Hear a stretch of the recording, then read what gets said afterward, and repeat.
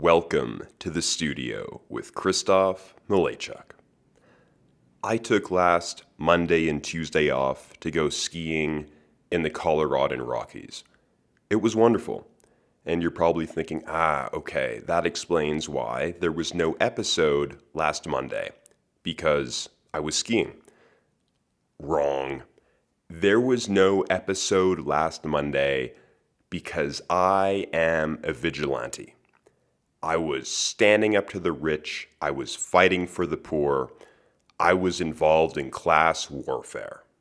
Put simply, I was buying and holding shares of GME, of GameStop Corporation. I was part of a social movement whose aim was to bankrupt hedge funds. GME, one of the most shorted stocks on the market, there was a rally cry around it where individual retail investors were buying the stock, forcing the price up with the hope of making the predatory hedge funds on Wall Street cover their shorts and lose billions of dollars in the process. And what a movement this was. In early January, the stock, $20 a share. This movement catches on. It's a snowball effect. It rises above 100, above 200. I buy in at 260. I wasn't even early to the party. I came in a bit late. It goes as high as $483. But then it starts to fall. And fall it did. And now one share of GME is worth $66.46. And I have lost hundreds of dollars. But that's fine. That's fine. Because I showed the hedge funds what's up. I really showed them. My efforts had an effect. Just kidding. Unfortunately, this is the issue with collective action problems. This ploy was super effective for 1 week because there was momentum and there was excitement. But then people saw, I've actually made tens of thousands of dollars off of this meme, off of this game to bankrupt the hedge funds. If I sell, well, I can actually do life-changing things. I can pay for my mother's cancer treatments. I can help out my sister with Lyme disease. I can get surgery for my pet. These tremendous actions that were only previously prohibited by money, there's no longer a barrier. So then these people sold their shares. And the only way for the people to win, for the proletariat to rise up, for the hedge funds to sink, was if people held. But it's tough. Because now you can save your mother's life. Because in the US, not everyone has health insurance. And healthcare isn't free. So if investing in GME had an unbelievable impact on your life, that's amazing. But the hedge funds won because the people didn't hold. This is a prisoner's dilemma. You need everyone to buy and hold for this to work. Because all of big money is against us. There was a Reddit page against well-organized hedge fund billionaires. And the hedge fund billionaires won. Surprise! This tends to happen during social movements. You remember Occupy Wall Street? That movement that occurred after the 2008 financial crash, where a bunch of young people camped out on Wall Street for 3 weeks? Wow, what a powerful movement. And do you remember what happened as a result of that? Nothing. I was a bit young when that was happening.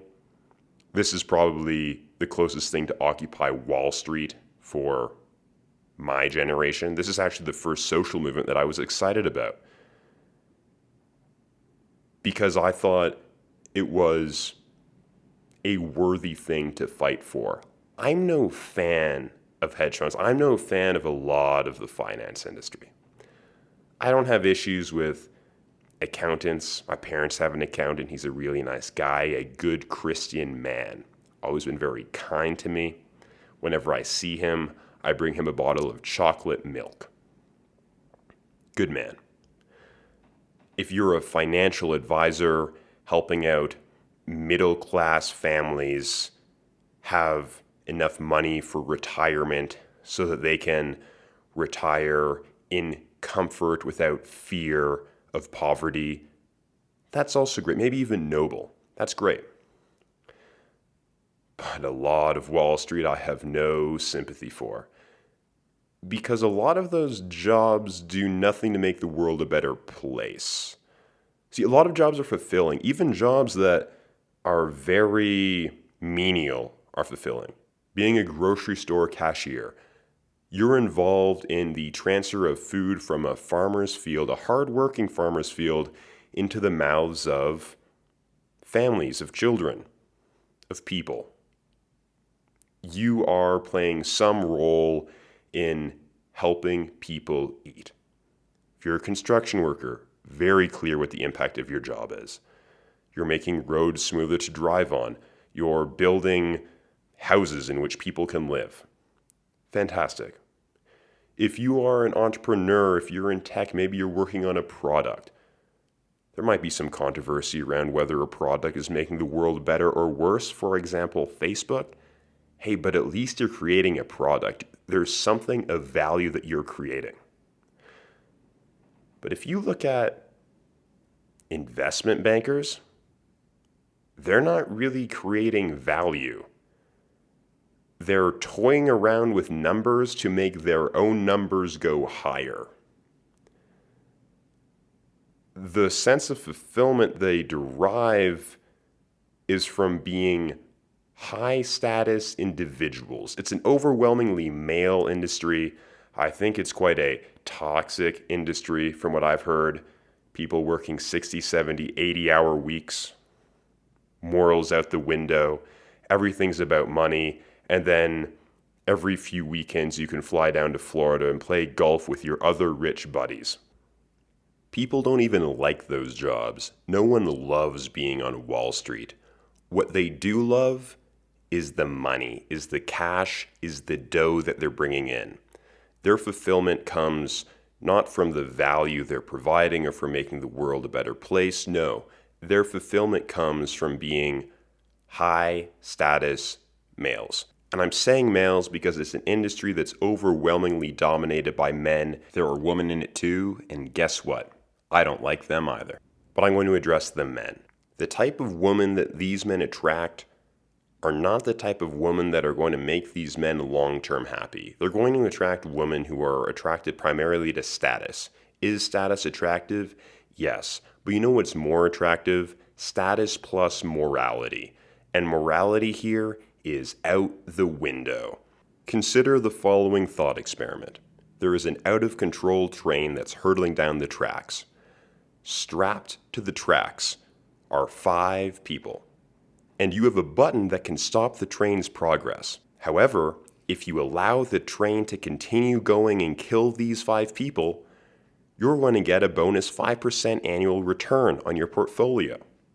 If you give this thought experiment to anyone sane, they're going to choose to stop the train. They're going to press the button that stops the train.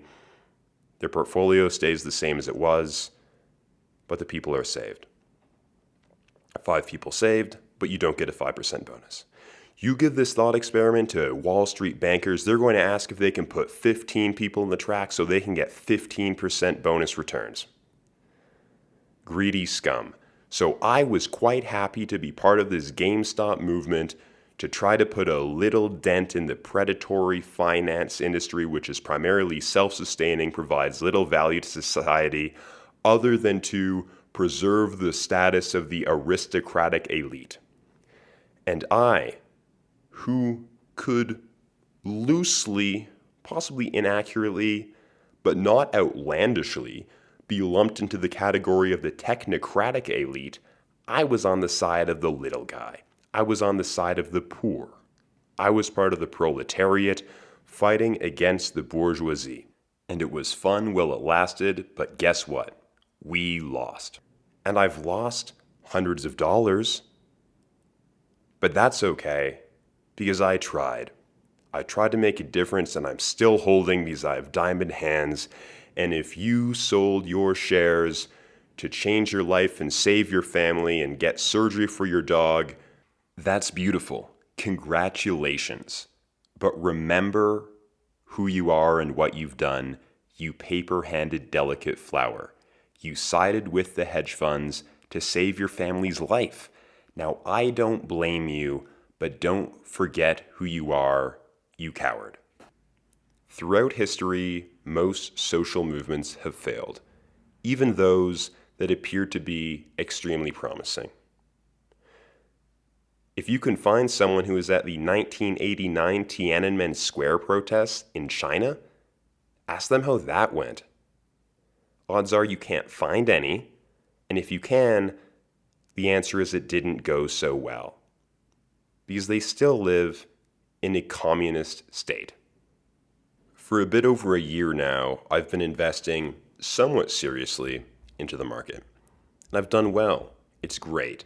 The pandemic was great for people who could work at home and who had money in the stock market. The pandemic might have been the best thing to happen to those people's bank accounts. A recent perk provided by my credit card, American Express Gold, was that I could get a year-long membership to a stock advisory service called The Motley Fool. Now, seeing as I've been investing for a bit over a year now and I've been doing research online about stocks, very often the Motley Fool's website comes up. I think it's fairly legitimate, and it costs $100 to get their information and newsletters, etc. for a 1-year period. So I thought, great, it's a $100 value, but for me it's free, I'll sign up. I did sign up, but what I didn't expect that I signed up for was to receive 50 emails a day. The Motley Fool, what I expected from them, tell me once a month 5 stocks which you think are good long-term buys. Instead, I'm getting 20 emails a day with clickbait titles. I am so disappointed. I paid $100 to get junk email. Now, look, there has been some gold in with the coal. I did find out about the Amazon of South America, Mercado Libre, which I'm going to invest into because I think there's a lot of growth potential in South America. But overall, this is an undesirable hassle. Why are you sending me so many emails when I've already paid for your service? Look, I got 4 emails yesterday, and I woke up this morning to another 4 emails. I have 8 emails in the last 48 hours. The titles are like this: 5 stocks for a down economy. The biggest 10x sweet spot since 2009. Historically, you'd be 95% likely to turn a profit by doing this. What are these garbage titles? Just tell me what the next Netflix is, and I'll invest. I don't need to be inundated with 30 junk emails every day. But thanks for the Mercado Libre tip, Motley Fool. Speaking of money, last weekend I was skiing with my dear friend and colleague, Jenny Dong. She's one of my closest friends. She flew from California to Colorado to go skiing with me in the Colorado Rockies. Now that is an expensive endeavor. Now I have a season's pass this year, so I already paid for my cost of skiing at the beginning of the season. But for Jenny Dong, it cost her $500 to ski for 3 days. Not to mention other costs associated with skiing. To buy skis, multiple $100s. To buy boots, multiple $100s. To buy a winter coat, a couple $100s. To buy snow pants, maybe $100 or $200. Now, I personally believe that the prohibitive cost of skiing, as well as many, many other winter sports is the primary reason that we don't see black domination at the Winter Olympics. Actually, I think that's what should be the gauge for racial wealth equality. Sure, you have economists who are crunching numbers and looking at household family incomes and who holds which high status jobs, but in reality, that's a lot of noise. We'll know that we have wealth equality, or at least approaching it, when we start to see black people have all the gold medals at the Winter Olympics. As soon as the average Kenyan has the money to be able to fly to a ski hill and to drop money on top-notch equipment, goodbye, Norway. You are no longer going to be a nation of athletic prowess, because the only reason you are right now is because you excel at cross-country skiing, at biathlon. As soon as people from Sierra Leone get the wealth to be able to rip sick tricks on a half pipe all day, goodbye, Sweden. Goodbye, Canada. Your days at the top are numbered. Now, I personally hope that we get there soon because I want to see the best athletes dominating. We don't need government economists who are spending public funds looking at wealth disparity. No, we already know when there's going to be wealth equality. Only when Somalia sweeps gold, silver, and bronze at luge will we know that we live in an equal society. And I hope we get there soon. Now, despite the astronomical costs associated with skiing, I came to the realization a couple nights ago that skiing is a cheap thrill. Isn't that a nice play on words? It's a bit ironic. Skiing is so expensive, but at the same time, it's just a cheap thrill. I was thinking about why skiing is appealing. I enjoy skiing, but I don't love skiing. If I never skied again in my life, I'd be totally fine with that. I was thinking about why skiing is so appealing, because I have friends for whom skiing is one of their favorite activities. They just want to be in the hill all the time. And look, I like it. It's a great sport. It's fun. But I was thinking about what is the appeal. So sure, you're getting some exercise, but you don't like skiing because it's exercise. And it's outdoors and you're in the mountains and it's beautiful and snow is beautiful. Those are reasons, but that's not why there's all this hype around skiing. I think the reason that people like downhill skiing and snowboarding is because of the thrill. Even if you're not skiing ridiculous things, you're not going on glade runs, you're not going off jumps, it's likely far more dangerous than any other activity you participate in on a day-to-day basis. Now, what's appealing about the thrill of skiing is that the thrill forces you to live in the present moment. You're not able to have your mind wander. No, you have to be focused on what you're doing. There's the requirement to be fully tuned to all incoming stimuli. You are observing the decisions that are being made. You are a witness to the decisions more than you are even making the decisions that you're making. And I think this is true the more dangerous of a run that you're doing. So skiing forces you to be in the present. The risk associated with skiing is thrilling, but really the appeal of something thrilling is that you are in the present. When you are thrilled, you're forced to be in the present. And when you're in the present, you have the highest quality of experience. And that's why people like skiing so much, because they're forced to be in the present. And even if people don't consciously acknowledge that they are so present when they're skiing, which I think most people don't, that is, for many people, one of the few times that they are actually present, that they're not thinking about the past or the future, that they're living in the moment, or to even put it better, that they're actually living, is when they're skiing. Because not a lot of other activities that people engage in on a regular or semi-regular basis involve the risk that forces presence. But everyone finds it meaningful to be present because presence provides meaning to experience.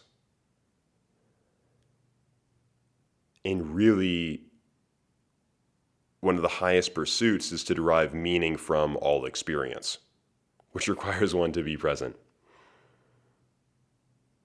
I think one of the reasons that I enjoy skiing, but that for me, it's not something that I have to do or need to do, is because over the last year, I've put in a lot of time and energy towards rigorously investigating the nature of the mind, primarily through meditation practice.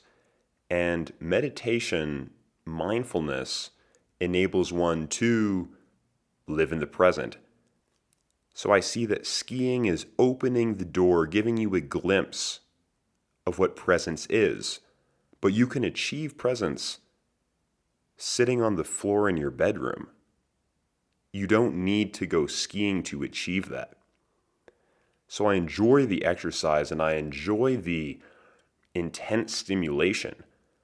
But in reality, I know it's possible to achieve the same state of mindful awareness without being on a ski hill or doing anything exciting or doing anything, period. I don't need to be put into the situation to be subjected to these environmental stresses to obtain a state of presence. So whereas it's a fun way to achieve a state of presence, it's not necessary. I could be sitting at home and be extremely present and be deriving a lot of meaning and fulfillment from experience.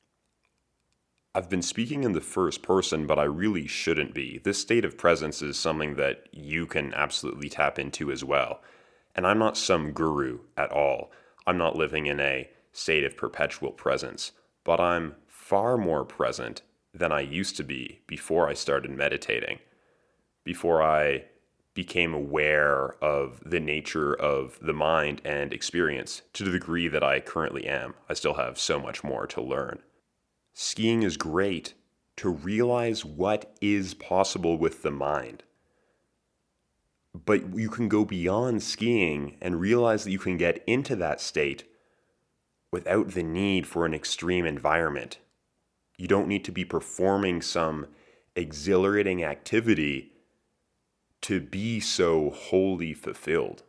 That's why I think that skiing is a cheap thrill.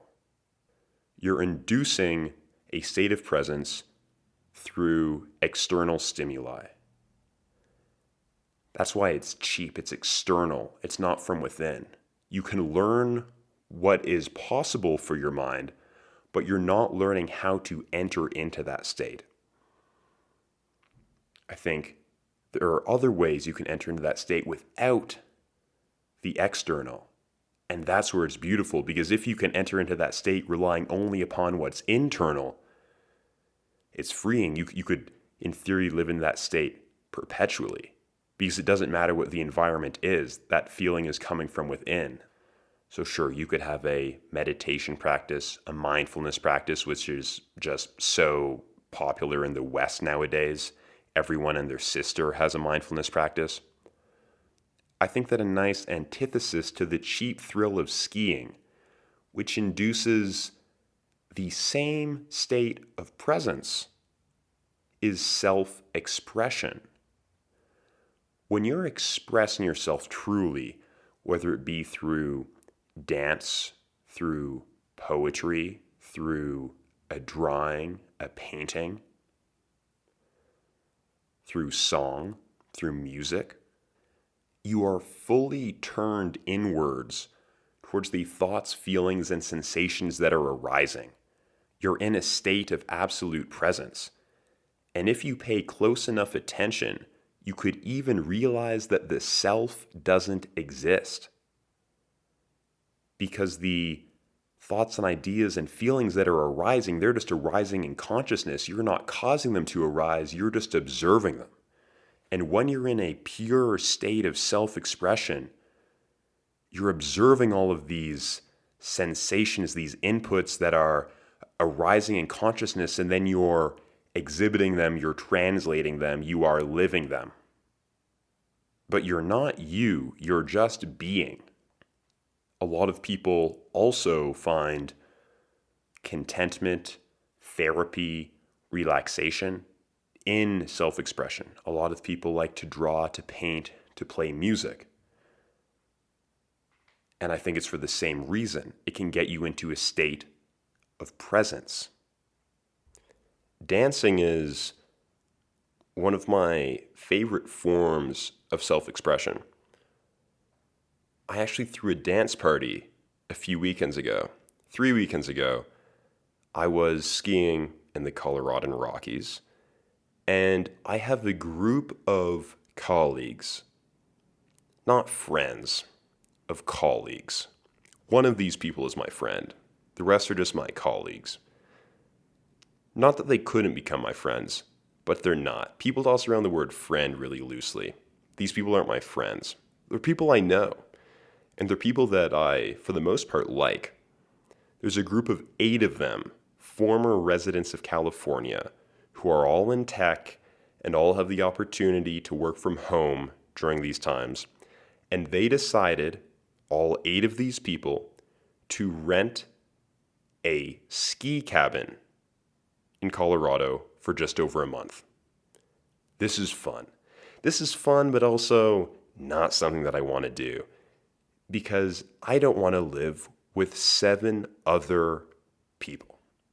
In fact, I don't even really want to live with one other person.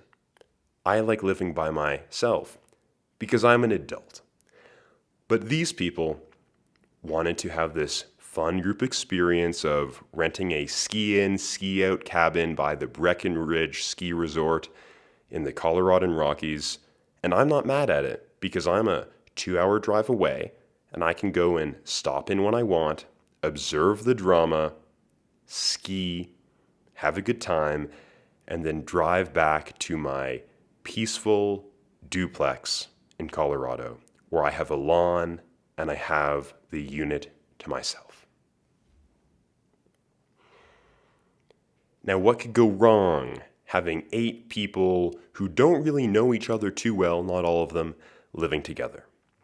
So initially, there were going to be 2 couples and 4 single people. Well, they moved in early January, and one of the couples broke up over the Christmas holidays. What could go wrong? They both decided to go on the ski trip, but actually, I'm making a bit of a deal over nothing. I think they're both mature, they handled it well, but I do find it hilarious that they had planned the ski trip when they were seeing each other, and then they stopped seeing each other a couple weeks before the ski trip and are now confined to a house together for a month. Truly, I think it's working out great. When I went skiing 3 weekends ago, I was their first overnight guest. And it was fun for me to go see these 8 people because I'm a really social guy. Now, do I do great in isolation? Yes, but I love being around people. I get energy from that. So when I went for the first time to their ski cabin, I was performing for them. Now, I was being my authentic self, but part of my authentic self is to also be a bit of a performer sometimes. So to show my appreciation for them letting me stay overnight for 2 nights and go skiing and eat their food, etc., to show my appreciation, I brought them drugs.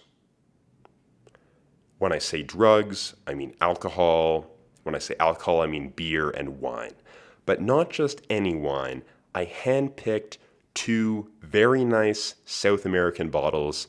I had a Chilean wine, an Argentinian wine. One of them was a Malbec, the other was a Cabernet Sauvignon. I hadn't had them before, but I picked them out from my local wine shop, and I thought they would be good. And I was right. Everyone loved the wine. And this was great for me because it allowed me to perform. It allowed me to be a wine expert. Now, everyone loved the wine, but everyone hated how much I knew that the wine was amazing.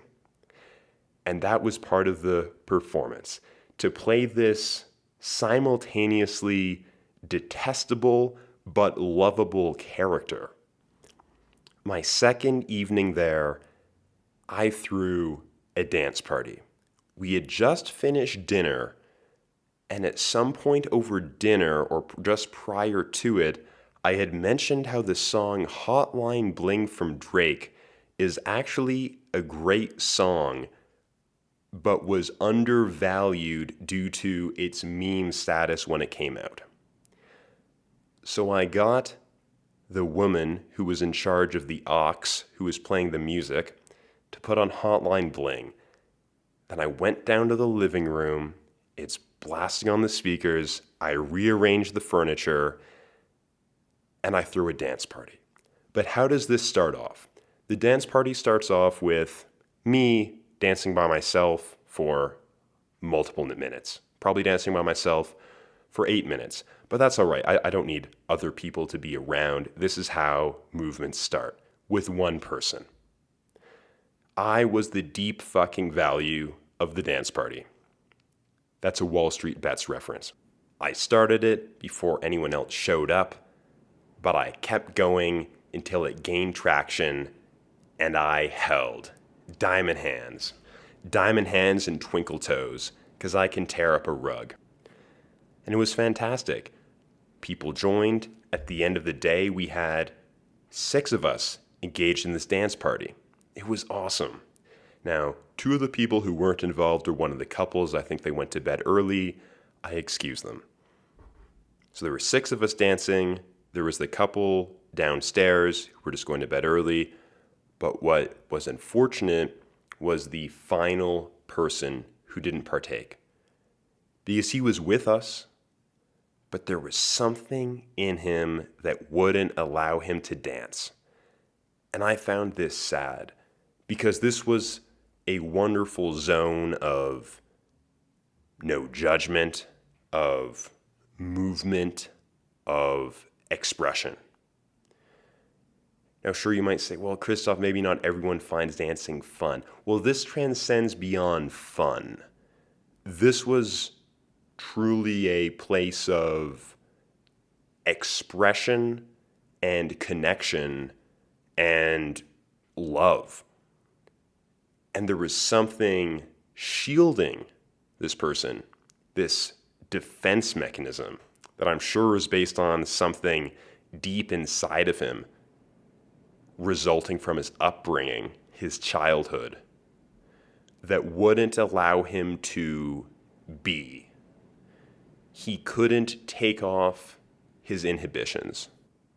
Now, I would have loved to put on my Sigmund Freud hat, my Carl Jung hat, my Carl Rogers hat, sat down with him for 3 hours and gotten to the bottom of his problems so that he could express himself and that his life could be positively changed for the better, because he could engage in activities that would make him vulnerable but that would also make him free. Like dancing. Dancing makes you vulnerable, but it also makes you free. And that's why a lot of people don't like dancing when they're sober. When I went to the University of Waterloo, my favorite club to frequent was called Phil's. And a few times a semester, I would go there with my friends, and some of my friends needed to get drunk before dancing. Now, why is that? That's because dancing makes you vulnerable and free. But a lot of people can't handle that vulnerability without dousing themselves in a substance. Now, it's totally fine to drink and dance, but you want to make sure that you can dance in the absence of drugs. Because otherwise, you're hiding your vulnerability from yourself rather than embracing the feeling. Because you're not hiding your vulnerability from others if you drink and then dance, because you're still going to be dancing. You're hiding the vulnerability from yourself, and that's the issue. You're not able to confront something internal, something that lives within. I think one of the worst parts about not dancing, about not expressing oneself, about not engaging in an activity like that, is that you're not allowing yourself to be free. Because there is freedom in being. And an act like dancing, or really any act of self-expression, is an act of being. Yes. An act of being, an act of extreme presence, but without the external stimulus, without the environmental pressure that's forcing you to be that way. It's something that's found within, and that's so powerful. Because that's something that if you can bring about that state of presence, of being, of freedom yourself, then you can bring that into your moment-to-moment experience. You can make that a part of your life. Skiing is a cheap thrill, but self-expression is freedom. I was in the sauna the other day. Again, I went back, the infrared sauna. And when I was there, I was thinking. And I had this amazing thought about dancing. This happened after my dance party. Dancing is a form of exercise where you move your body in ways that you think others will find cool. If you go up a level of purity, dancing is a form of exercise in which you move your body in ways that you enjoy or that you find cool. But at its highest level, dancing is a form of self-expression in which you are. Now, I got out of the sauna and I went to the receptionist to pay. And the woman working there was about my age. She probably goes to CU Boulder, the local university. And I needed to tell someone about what I had just thought about. So I decided to tell her. I don't think she found it as profound as I did. That's all right. So the difference between the top level of the pyramid, form of self-expression, and the second level, where you're moving your body in ways that you enjoy or that you like or that you think are cool, is that at the highest level, you aren't moving your body. You're allowing your body to move. When dancing is a form of self-expression, you aren't moving your body. You're allowing your body to move. And then you can observe, maybe briefly if you pay attention, that the self doesn't exist. But we live under the constant illusion of self. And there are activities like skiing and skydiving that put you into that state of presence through thrill. But you can achieve that state of presence yourself. No environmental force is needed. I encourage you to throw a dance party, even if it's just yourself, almost especially if it's just yourself. Dance, be aware, be free, be. So if you're a fan of dance parties, the studio is the place for you. This podcast keeps growing, and that's thanks to you. So thank you so much for listening. And I want to continue growing this podcast. And that's only possible because of you. And I would really appreciate if you could tell your friends who ski and your friends who don't dance about this episode. Maybe send it to them, because I think those are the people who might be able to benefit the most. So once again, thank you for listening. You can find me on Instagram at Malejczuk. That's my last name, at Malejczuk. This is The Studio with Kristoff Malejczuk.